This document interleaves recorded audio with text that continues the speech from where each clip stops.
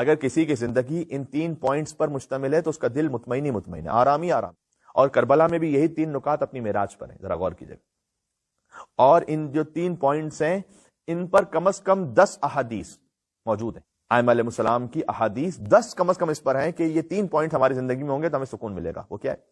کتاب الکافی جلد number 2 page number 52. اس میں خوبصورت روایت موجود ہے کہ ختم مرتبہ صلی اللہ علیہ وآلہ وسلم ایک جگہ سے گزر رہے تھے تو دیکھا کچھ لوگ بیٹھ کے باتیں کر رہے ہیں. تو رسول اللہ نے صلی اللہ علیہ وآلہ وسلم ان سے پوچھا کہ ما انتم، ہو آر یو؟ تو انہوں نے کہا کہ نحن مومنون. رسول اللہ نے پوچھا کہ تم کون ہو؟ انہوں نے کہا کہ یا رسول اللہ ہم مومن ہیں. اچھا کہتے تو سبھی ہیں کہ ہم مومن ہیں. رسول اللہ نے اس بات پر رکے نہیں، وہ کہ اچھا ماشاءاللہ بہت اچھی بات ہے کہ تم مومن ہو، تو تمہارے ایمان کی حقیقت کیا ہے، کیا علامت ہے، کیا سائن ہے؟ اب کسی کی شکل پہ تھوڑی لکھا ہوتا ہے کہ کوئی کہہ دیتے کہ مومن ہے تو میں مومن ہے. ٹھیک ہے نا. اس کے لیے تو ضروری ہے کہ نفس کی جو طہارت ہے، روح کی جو شرافت ہے وہ ہونی چاہیے. اس نفس کی طہارت کے آثار، پھر ایمان کے جو آثار ہیں وہ چہرے پر نمودار بھی ہوتے ہیں. آپ نے وہ مشہور مصرے سن رکھے ہیں کہ علی کا عشق مقدر سوار دیتا ہے اور علی کا بغض تو چہرہ بگاڑ دیتا ہے. تو جس کے دل میں علی کا بغض ہے اس کے چہرے پر نحوست بھی آئی جاتی ہے. پھر علی کا عشق مقدر سوار دیتا ہے، علی کا بغض تو چہرہ بگاڑ دیتا ہے. نبی کے ذکر سے ملتی ہے روح کو ٹھنڈک اور علی کا ذکر لہو کو ابال دیتا ہے. اللہم صلی علی محمد و آل محمد. مجھے ذرا لطف آ گیا اس شعر کو، البتہ یہ کہ تنہائی میں بیٹھا ہوں امام بارگاہ میں، لیکن پھر بھی پڑھنے میں لطف آیا. تو 1-2 مصرے اور پڑھتا ہوں کہ تو اس کے عشق کو ادنا سمجھ رہا ہے تو فعل جو ایک ہاتھ سے خیبر اکھاڑ دیتا ہے. مل کے صلوات بھیج دیں. اللہم صلی علی محمد و آل محمد وعجل فرج. تو یہ بات صحیح ہے کہ چہرے پر بھی کچھ نہ کچھ آثار آ جاتے ہیں، لیکن اگر کوئی کہہ رہا ہے کہ بھائی میں مومن ہوں تو اس کے کچھ سائنز اس کے وجود میں ہونے چاہیے نا، آپ کی زندگی میں اس کے اثرات ہونے چاہیے. اب کوئی کہے کہ میں پی ایچ ڈی ہوں تو آپ کہیں گے نا وہ تھیسس کہاں لکھا آپ نے، کس یونیورسٹی میں لکھا ہے، کہاں ڈیفینڈ کیا تھیسس کو. تو حضور مکرم صلی اللہ علیہ وآلہ وسلم نے ان سے پوچھا کہ تم یہ کہہ رہے ہو کہ ہم مومن ہیں، نحن مومنون، تو ما حقیقت ایمانکم، تمہارے ایمان کی حقیقت کیا ہے؟ تو انہوں نے کہا کہ 3 سائنز ہیں، 3 علامتیں ہیں ہمارے ایمان کی. الرضا بقضاء اللہ والتفویض الی اللہ والتسلیم لامر اللہ. یہ بہت اہم ہے. یہ کسی کی زندگی میں 3 چیزیں نا. اب آپ سنیے گا رسول اللہ نے کیا کہا. پھر کہا ہم مومن ہیں، اس کی علامت یہ کہ ہم الرضا بقضاء اللہ والتفویض الی اللہ والتسلیم لامر اللہ، کہ ہم اللہ کے رضا پر راضی رہتے ہیں. پہلی بات یہ ہماری ایمان کی علامت ہے.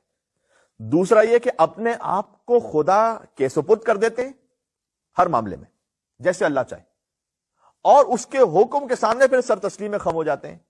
سبحان اللہ. جیسے ہی رسول اللہ صلی اللہ علیہ وآلہ وسلم نے یہ سنا کہ تم میں یہ 3 سائنز ہیں، یہ بہت اہم ہے، میں پھر سے کہہ رہا ہوں آپ کے سامنے کہ اللہ کی رضا پہ راضی رہتے ہیں، اپنے آپ کو خدا کے سپرد کرتے ہیں، اور اس کے حکم کے سامنے سب تسلیم خم ہو جاتے ہیں. تو حضور نے کہا جانتے ہیں کیا کہا؟ حضور نے کہا تم فقط مومن تھوڑی ہو، پھر اگر تم میں واقعی یہ 3 باتیں ہیں، یہ اتنی بڑی باتیں، تم مومن نہیں ہو، علماء حکماء، تم تو عالم ہو، تم تو حکیم ہو، بلکہ کادو یکون من الحکمت انبیاء، تم تو انبیاء کے درجے پہ قریب قریب ہو بہت. اللہ اکبر. اتنی اہم ہے 3 صفات. آسان نہیں ہے ان 3 صفات کا آنا، آسان نہیں.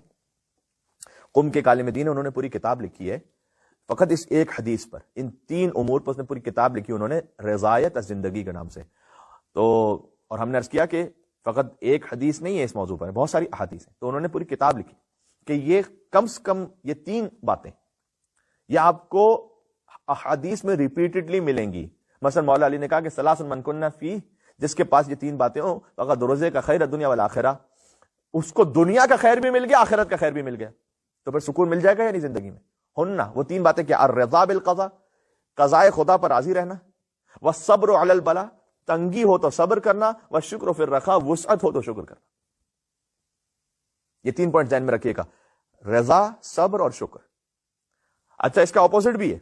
اس کا اپوزٹ یہ ہے کہ اگر کسی کے پاس صبر نہ ہو، شکر نہ ہو، خدا کی رضا نہ ہو تو کیا ہوگا؟ حدیث قدسی میں کہ اللہ سبحانہ وتعالیٰ نے فرمایا کہ من لم یرض بقضائی ولم یشکر لنعمائی ولم یصبر علی بلائی فلیتخذ ربا سوائی. سبحان اللہ، بڑا سخت جملہ ہے. اللہ تعالیٰ نے کہا کہ جو میری رضا پر راضی نہیں ہے، جو میری نعمتوں پر شکر نہیں کرتا، اور جو مصیبت پر صبر نہیں کرتا، فلیتخذ ربا سوائی، اسے چاہیے میرے علاوہ کوئی اور رب ڈھونڈ لے، کہیں اور چلا جائے. زیارت امین اللہ میں جو مولا علی علیہ السلام کی زیارت ہے، مولا کے نام پہ صلوات بھیجیے گا، اللہم صلی علی محمد و آل محمد.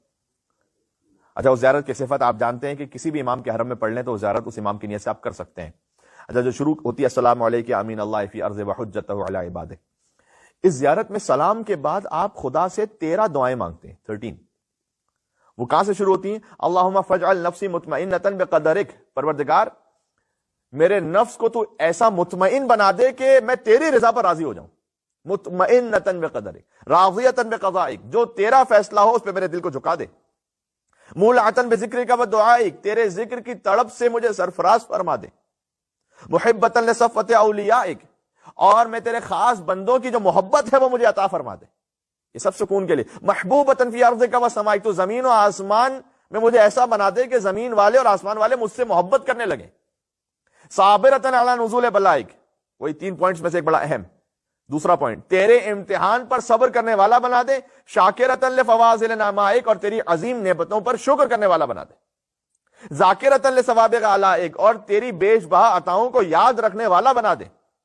ہم اللہ کی نعمتوں کو یاد نہیں رکھ پاتے۔ حضرت داؤد علیہ السلام، انہوں نے ایک مرتبہ اللہ سے کہا کہ پروردگار مجھے یہ بتا کہ جنت میں میری وائف کون ہوں گی؟ اللہ تعالیٰ نے کہا کہ ایک خاتون ہے خلادہ بنت اوس نام کی۔ پروردگار وہ کہاں ہے؟ کہا فلاں جگہ وہ رہتی ہیں۔ حضرت داؤد گئے، دق الباب کیا، ایک خاتون کی آواز آئی، مفہوماً ظاہر ہے کہ ایسے ہی واقعہ پیش آیا ہوگا۔ آپ کون ہیں؟ کیسے تشریف لائے؟ کہا میں داؤد نبی ہوں۔ داؤد نبی کہاں؟ داؤد نبی میرے گھر پہ۔ کیوں؟ کہ اس لیے کہ اللہ تعالیٰ نے مجھ پر وہی نازل کی ہے کہ آپ میری زوجہ ہیں جنت میں۔ اب حضرت داؤد یہ کہہ سکتے تھے کسی سے اگر کہ نہ دیکھیے گا کہیں پر، ورنہ ایسا تھا کہ کسی تھپڑ وپڑ پہ صبر نہ کرنا پڑ جائے، تو جنت میں آپ میری زوجہ ہیں۔ تو حضرت داؤد نبی خدا، مقام عصمت پر فائز، تو پھر اس خاتون سے ظاہر ہے کہ وہ خاتون بڑی مطمئن ہوئی، اور حضرت داؤد پوچھتے ہیں کہ یہ بتلائیے گا کہ آپ کی کون سی نیکی ایسی کہ اللہ تعالیٰ نے آپ کو اپنے زمانے کے نبی کی زوجہ بنایا؟ کہتی ہے کہ سمجھ تو نہیں پا رہی میں کہ خاص نیکی ایسی ہو، لیکن 2 باتیں ہیں جو مجھے محسوس ہوتی ہے۔ ایک یہ کہ میں اللہ کی رضا پر راضی بھی رہتی ہوں جو اس کا فیصلہ ہو گیا، اور مصیبت پر صبر کر لیتی ہوں۔ 3 پوائنٹس میں آپ کو روایات میں سنا رہا ہوں، فقط 2 کا کہا انہوں نے کہ فقط یہ 2 باتیں ہیں کہ میں اللہ کی رضا پر راضی ہوں، مشکل آتی ہے تو داد و فریاد نہیں کرتی۔ کچھ لوگ ہوتے ہیں کہ جب کوئی بات ہو جائے وہ ہر ایک سے کہتے پھریں گے اور ہر ایک سے داد و فریاد کرتے پھریں گے۔ آپ کوشش کیجئے کہ معاملہ آپ کا حل ہو، لیکن صبر بھی رکھیں دل میں۔ دنیا امتحان کی جگہ ہے، کہیں نہ کہیں کوئی مشکل آئے گی، مصائب آئیں گے، ایسا نہیں ہو سکتا کہ ہر ایک کی زندگی، کسی کی زندگی میں ایسا نہیں ہوتا کہ سب کچھ اسموتھ رہے گا، کہیں نہ کہیں آپ کہیں گرفتار ہوں گے۔ تو کہا میں صبر کرتا ہوں۔ حضرت داؤد نے کہا بس یہ 2 نیکیاں کافی ہیں اس بات کے لیے کہ تمہارا اجر و مقام اتنا ہو کہ اللہ تمہیں نبی خدا کی زوجہ بنا دے جنت میں۔ 2 نیکیاں بہت ہیں، سبحان اللہ۔ مل کے صلوات بھیجیے گا محمد اور آل محمد پر، اللہم صلی علی محمد و آل محمد۔ حضرت داؤد نے کہا فبہذا بلغت ما بلغت، اسی کام کی، ان 2 نیکیوں کے تم جس مقام تک پہنچی ہو تو پہنچی ہو۔ ابا عبداللہ حسین علیہ السلام شب عاشور کیا کہتے ہیں؟